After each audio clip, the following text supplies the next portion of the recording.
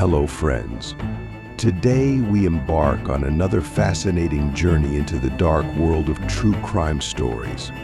Get ready to investigate, discover, and reveal the secrets of a dark and dramatic case. Are you ready to dive into this thrilling investigation? Let's get started now.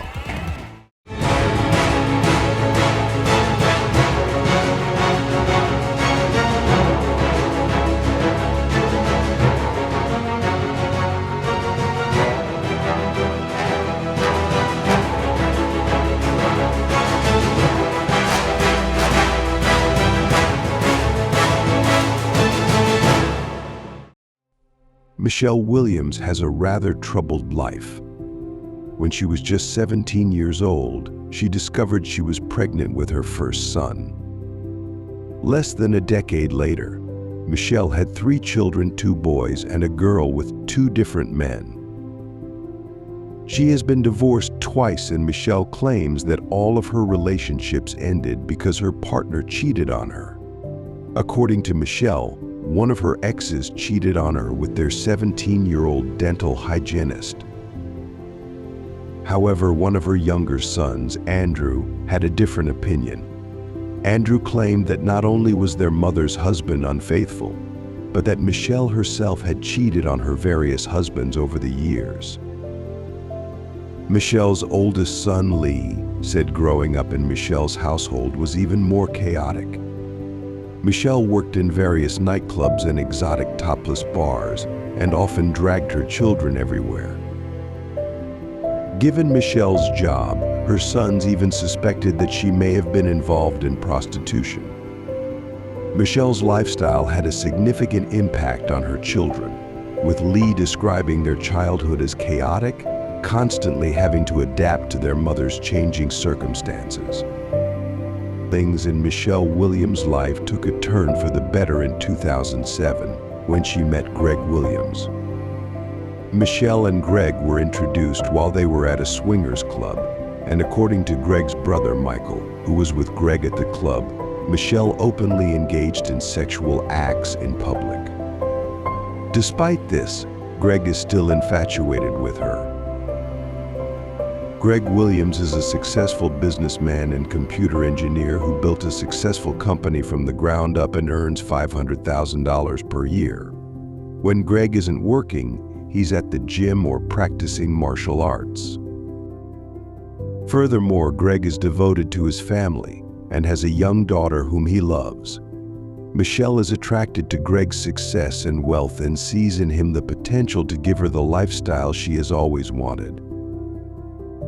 In 2007, Greg and Michelle decided to get married after only a few months of dating. However, Michelle's 2 sons, Lee and Andrew, both military veterans, were not excited about their mother and Greg being husband and wife. They have reservations about Greg's personality and consider him an arrogant bully. Michelle's sons aren't the only ones who have reservations about her relationship with Greg. Some of Greg's relatives also expressed suspicion and questioned Michelle's motives, wondering if she was only interested in Greg because of his fortune. According to Greg's sister, Michelle Fletcher, Michelle has never been nice to her, and Michelle even tried making moves on her husband, Bryn, once. Despite everyone's reservations about their marriage, Greg doesn't seem to mind marrying Michelle. Greg bought a wealthy home on the outskirts of a gated community in Keller, Texas, a safe area to raise a family.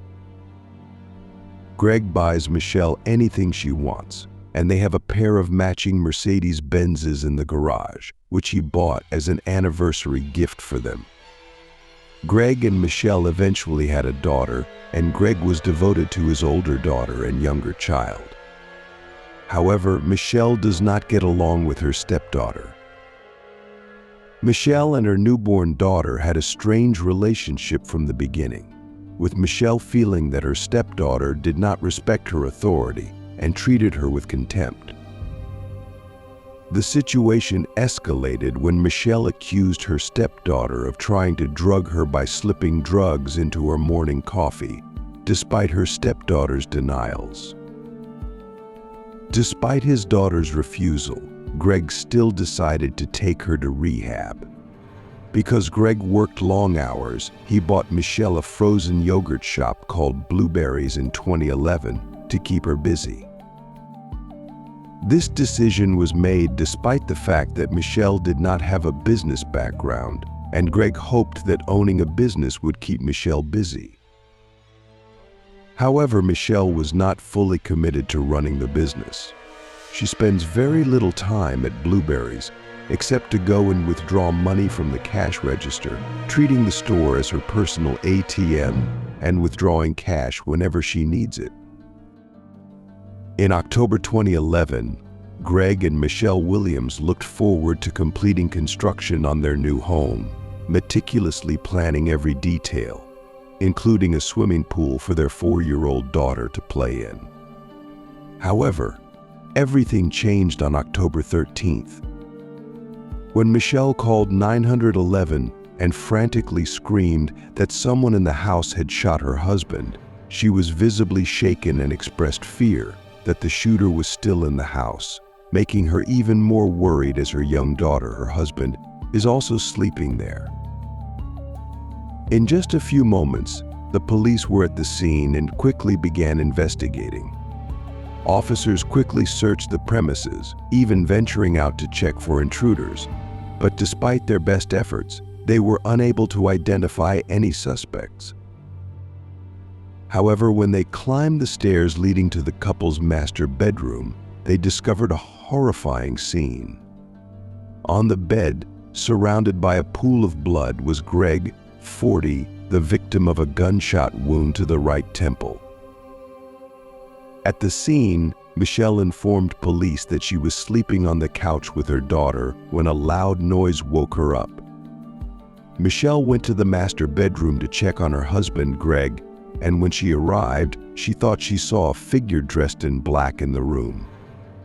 She said that at that moment she felt a severe headache and everything went black.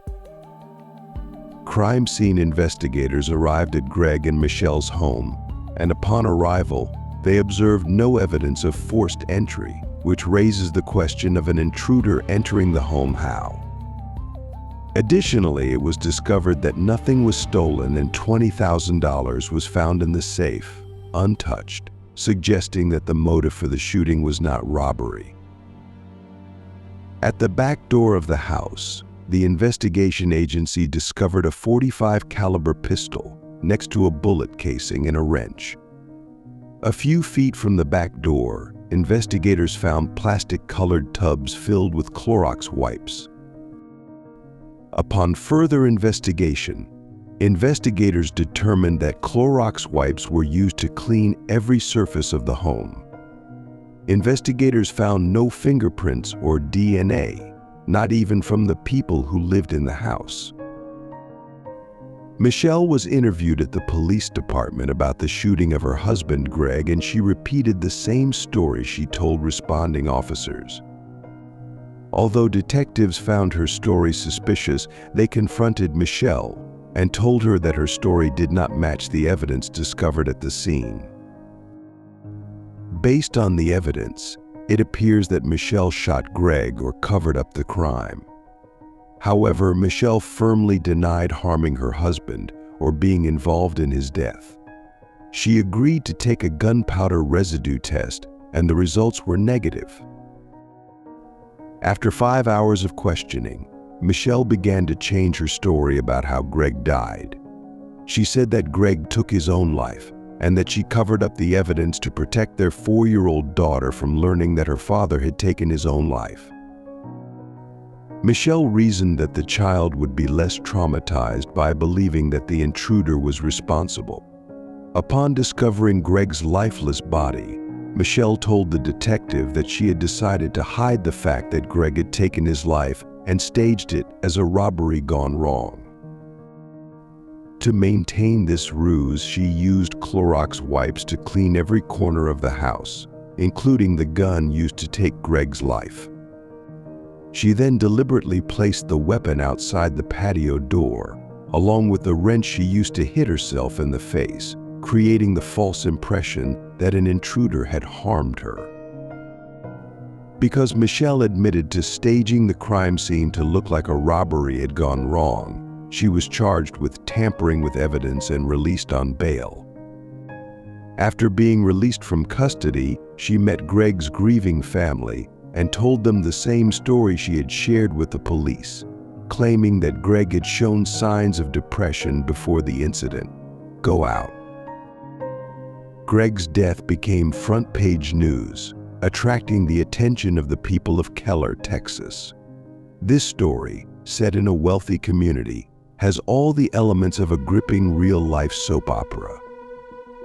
The shocking details surrounding his death kept everyone glued to their screens, unable to get enough of the details. In the weeks following Greg's death, his wife, Michelle, did not participate in his funeral arrangements and did not even attend the ceremony. Her absence left Greg's family feeling hurt and confused, as they expected Michelle to be more involved in her husband's memory. Furthermore, Michelle decides to sell the Blueberries frozen yogurt store that Greg bought for her just a few months before his death. When Greg bought the store, he paid $110,000 for it, but Michelle decided to sell it for just $5,000. Furthermore, Michelle sold Greg's frozen yogurt shop and business, even though Greg had an excellent customer base and was making $500,000 per year. Greg's family believes that Michelle is actively trying to dispose of Greg's assets and estate as quickly as possible, and her behavior causes them to question her involvement in his death. Detectives investigating Greg's shooting also doubted Michelle's account of staging the crime scene to hide the fact that Greg had taken his own life. They thought the story was absurd and suspected Michelle was the real shooter. Their suspicions are fueled by overwhelming evidence pointing to Michelle as the killer. Detectives are faced with the task of determining what type of weapon was used to kill Greg in order to identify and trace the fired bullets or cartridges to find a gun. They sought the expertise of a forensic hand tool mark examiner who is trained to analyze and compare tool marks and evidence related to firearms. The forensic instrument trace examiner conducted a detailed analysis and was able to determine that the .45 caliber gun recovered from the scene was the weapon used to kill Greg. Additionally, the examination revealed the presence of an ammunition box in the bed, and the bullet recovered from the autopsy was found to match Greg's gun. During Greg's autopsy, the medical examiner conducted a thorough examination to determine the circumstances surrounding his death. One notable finding was that the bullet fired into Greg's head passed straight through him, not up or down, which raised questions for the medical examiner, as it seemed unusual for the bullet to follow that direction if Greg shoots himself. Additionally, the medical examiner observed mottled marks on the right side of Greg's face, which indicated that the gunpowder had traveled some distance, indicating that these were not contact injuries. Furthermore, the medical examiner estimated that the gun was between 6 and 24 inches from Greg's head when it was fired, further contradicting the idea that Greg took his life.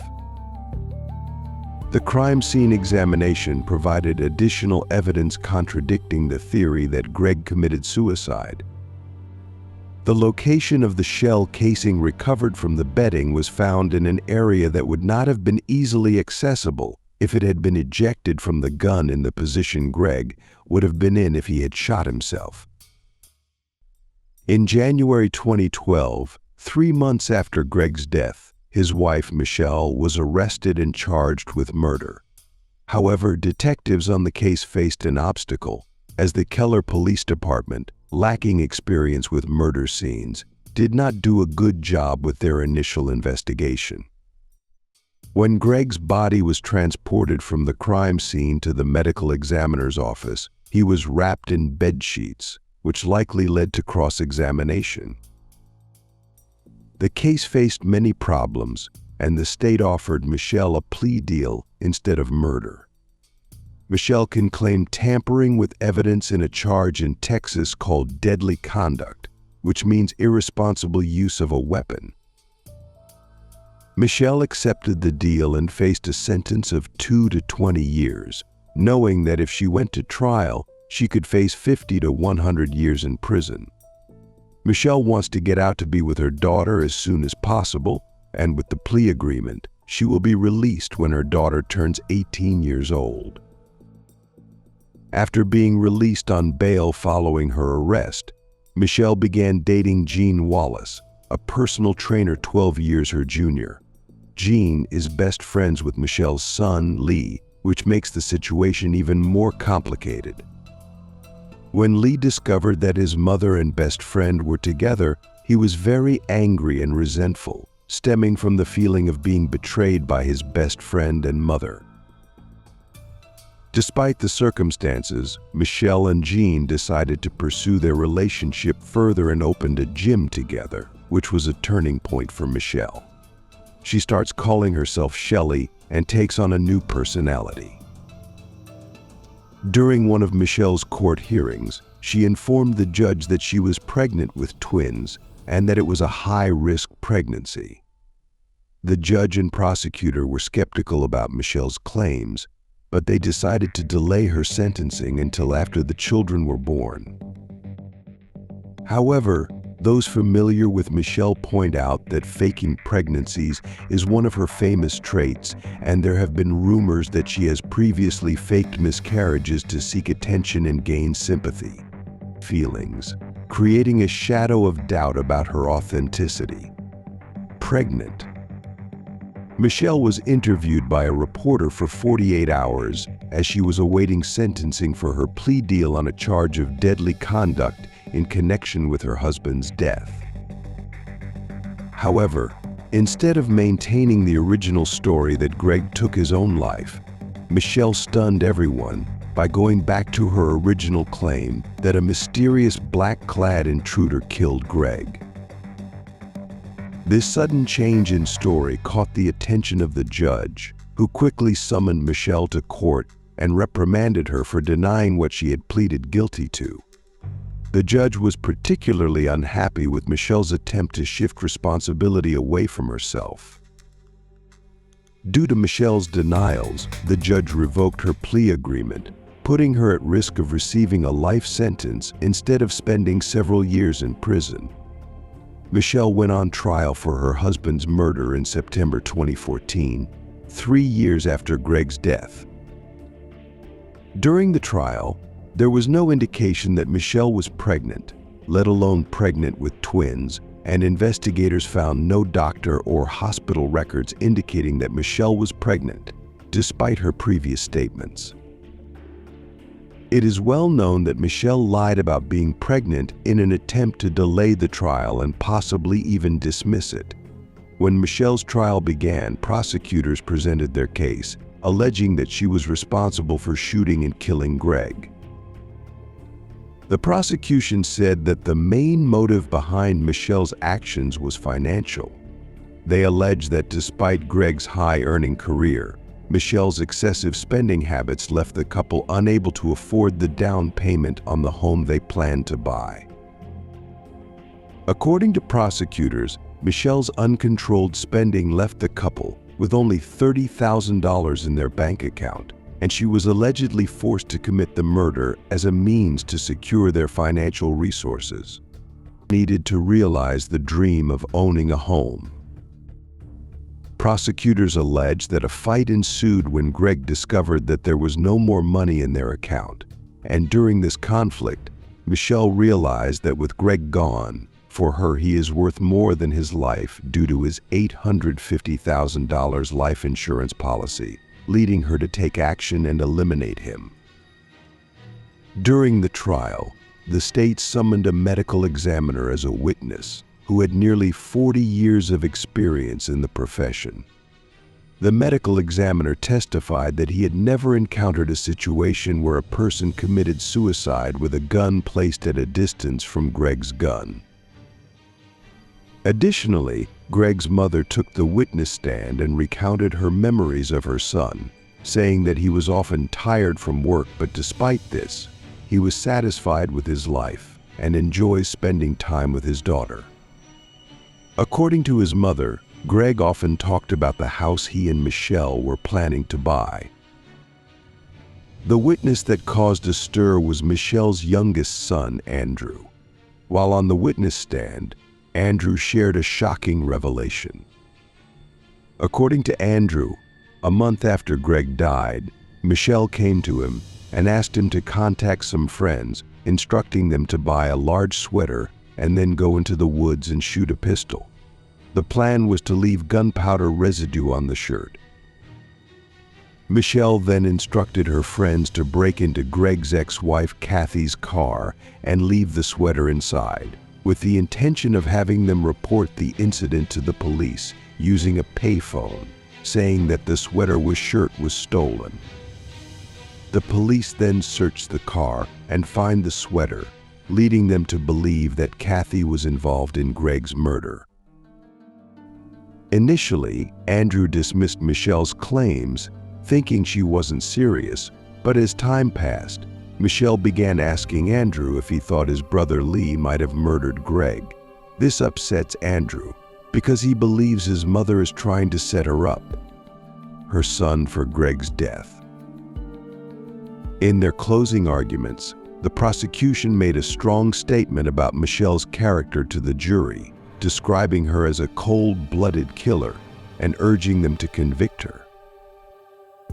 This statement left a lasting impression on the jury, who deliberated for 7 hours before reaching a verdict. The jury found Michelle guilty and sentenced her to 60 years in prison, with the possibility of parole after 30 years when she was 74 years old. While this news brought relief to some, others remained skeptical, as they believed Michelle's guilt extended beyond the murder of her husband, Greg. Michelle's former sister-in-law, Michelle Fletcher, believes that Michelle is also responsible for another death, that of Bryn Fletcher, Greg's brother-in-law and best friend, who was killed 10 months before Greg was murdered. According to Michelle Fletcher, on the day Bryn died, he was on business for Greg's company, where he worked as a truck driver. Bryn followed the directions of Michelle Williams, Greg's wife, and after about 45 minutes of driving, he pulled over on Highway 34. Police then responded to a call about an abandoned truck on Highway 34 and discovered Bryn's body inside, vehicle with a gunshot wound to the head. The medical examiner ruled Bryn's death a suicide, but Michelle Fletcher believes that Michelle Williams is somehow responsible for Bryn's death, suspecting that Michelle may have killed Bryn to cover up the lie his own, as Bryn may have unintentionally caused Bryn's death. Behavioral control.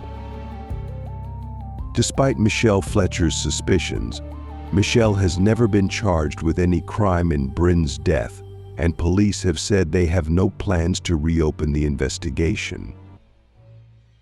Together, we've explored Michelle Williams' tumultuous life, from her complicated relationships to her difficult decisions.